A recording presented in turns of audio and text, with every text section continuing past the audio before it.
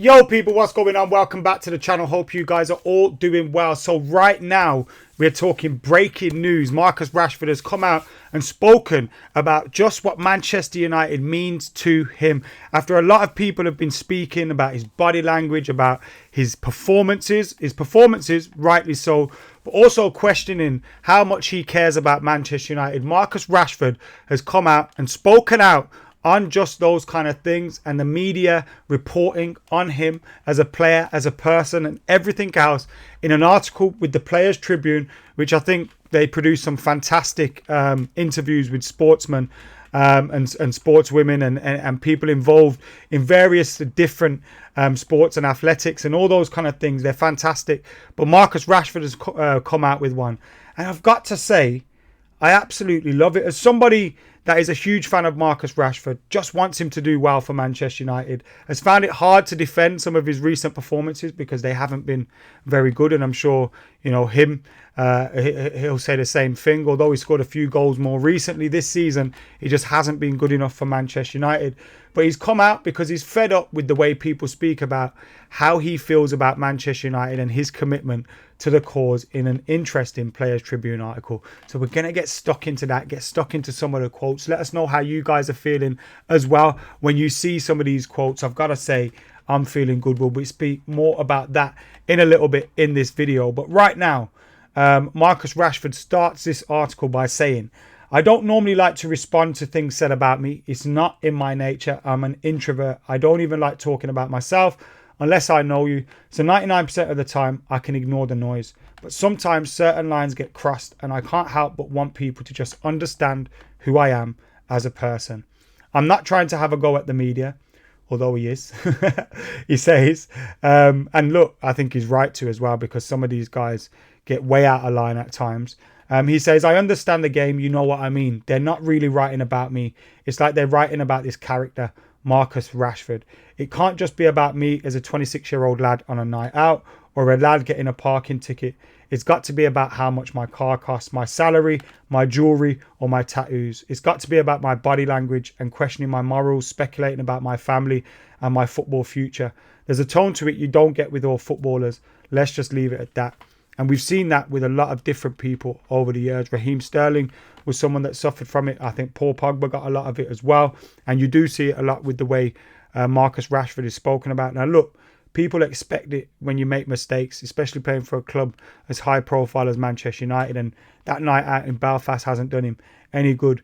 But there was a lot that's said and done and written about Marcus Rashford, which is uncalled for. And I got to say, I see where he's coming from. He says, "I think some of it goes back to the pandemic. I was just trying to use my voice to make sure that kids weren't going hungry, because I know exactly how it feels. For some reason, that seemed to rub certain people the wrong way.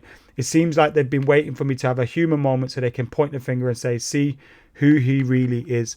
Now, when you do that, you're going against Murdoch's press. You know, and a lot of the different people that they represent, and you're going against a lot of people that will use him as, you know, you see get lost in the culture wars and the left against right and all these kind of different things. People will use him as someone that millionaire footballer that's trying to tell everyone else what to do and all these kind of things, which is totally not true. And you can see why people would then look and pray for his downfall from that. I think it's great that he uses his platform to speak out for people that are less well off. And people say, focus on football and that. It doesn't take away from his football, in my opinion. He says, "Listen, I'm not a perfect person. When I make a mistake, I'll be the first one to put my hand up and say I need to do better. But if you ever question my commitment to Man United, that's when I have to speak up. It's like somebody questioning my entire identity and everything I stand for as a man. I grew up here. I've played for this club since I was a boy. My family turned down life-changing money when I was a kid so I could wear this badge. They want to talk about cars. Imagine being 5, 6, 7 and taking 4 different buses across the town to get to training at the Cliff. That's not an exaggeration. Ask my mom. Somebody had to take off work to go with me because nobody had a car in our family. Nobody even had a license. In them early days, it was 2 buses into town. Then we had to walk through the city to get to the other bus out of town to get to Salford, even in the pouring rain." So he goes on to talk about his journey and how difficult it was. He does go on to say, though, he's not complaining. He's just explaining about what the club means to him and what he had to go through to just train as a young kid for this club, and how his family rejected life-changing money at that time when they probably need it the most, to focus on him playing for Manchester United. He goes on to talk about some of the people that were influences on him at the club. I don't want to read through it all because obviously you guys can go and read this article yourself. But he does go on to say, people will actually think I'm weird when I start talking about what United means to me, because if you're not me, then I'm sure it almost sounds fake. But you have to understand, when I was young, playing for United was everything. It was out of reach for us. It was so hard to get there and even harder to stay there. He goes on to say, I'd always been asking. Sorry, I'm reading a bit that wouldn't make sense without me reading the bit that went before. But I don't want to read out the whole article. He says, to just be there at Old Trafford was like, it was everything. We used to stay until everyone had gone and the stadium was nearly empty. Just looking around and listening. Old Trafford really has this sound to it. It's like a surround sound echo, and it's so calming to me. For a kid who moved around a lot, it always felt like my home. When something is inside you like that, it's just inside you. Nobody put it there. It's there. And he's basically spoken about how he always wanted to play for Manchester United and that he still does. Look, you can go and read the rest of the article, but I think it's a fantastic piece to come out by Marcus Rashford at a time when a lot of people are getting on his back. And I think to criticise his performances, fairly so. I think his performances have been below par this season.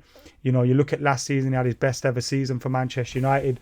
And prior to this season, I think it was 3 out of the 4 campaigns, he had over 20 goals plus, double figures assists and those kind of things. He's put up numbers on a consistent basis for Manchester United.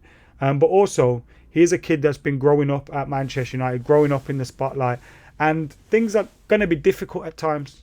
I remember there being times when Ryan Giggs was getting questioned at Manchester United as well, and Giggs had a much better team around him.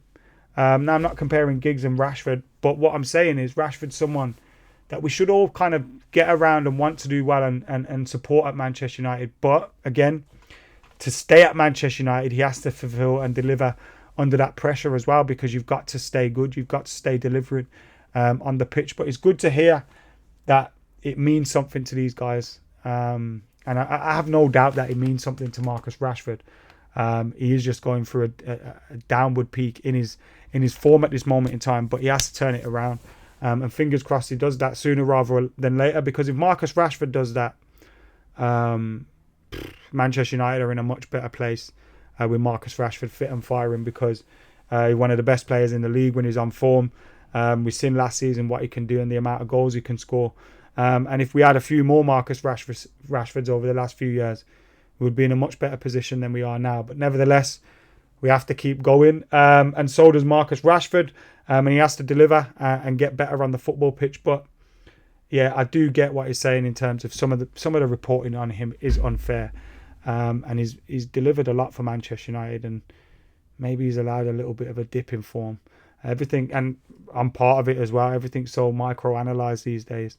And we look at the games week in, week out, and opinions flip and flap. I still think Marcus Rashford's someone that you can look at and think could be here for the next 5 years at Manchester United, but he has to get back to doing what he does best, and that's playing with a smile on his face as well, because Rashford with a smile on his face and enjoying his football and confident, fantastic player, and he'll score goals for fun. And we need that player back. Anyway, let us know your thoughts and what you thought about the article in Players Tribune. I'll put a link in the description below so you can go and check it out. For now, I am going to get out of here, but we've got plenty coming up for you, so keep it locked for that.